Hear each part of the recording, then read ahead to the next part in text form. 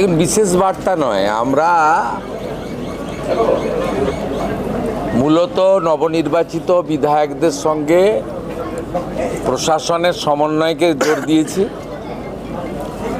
আমরা জোর দিয়েছি উন্নয়নে,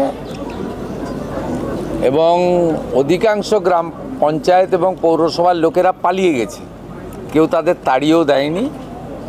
ওদের মধ্যে দুটো গ্লানি কাজ করছে, একটা হচ্ছে ছাপ্পা মেরে জিতেছে তো মানুষের ভোটে জেতেনি, আর দ্বিতীয় হচ্ছে আবাস যোজনা থেকে শুরু করে ঠিকাদারদের কাছ থেকে এত অগ্রিম নিয়ে রেখেছে, এই যে বিপর্যয়, রাজনৈতিক বিপর্যয়, টাকা ফেরত দিতে হবে, সেই জন্য পালিয়েছে ওরা। কিন্তু পঞ্চায়েত পুরসভা বন্ধ থাকার জন্য সাধারণ মানুষের অসুবিধা হচ্ছে।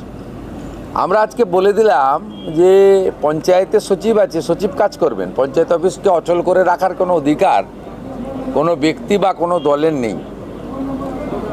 পঞ্চায়েত সমিতির তো এক্সিকিউটিভ অফিসার হচ্ছেন বিডিও, তিনি কাজ করবেন। আমাদের সমস্ত স্কিম চালু করতে হবে।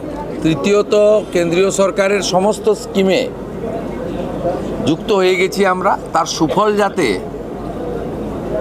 আগামী জুলাই মাস থেকে জনগণ পায়, তার জন্য প্রাথমিক যে কাজ, আয়ুষ্মান ভারতের পোর্টাল, বিশ্বকর্মা যোজনার এমএসএমই ডিপার্টমেন্টের কমিটি তৈরি করে ট্রেনিংয়ের প্রস্তুতি, আরও নতুন 15 লক্ষ মা বোন দিদিকে উজালার 400 টাকা কম গ্যাসের সুযোগ পাইয়ে দেওয়া, উজালা 3।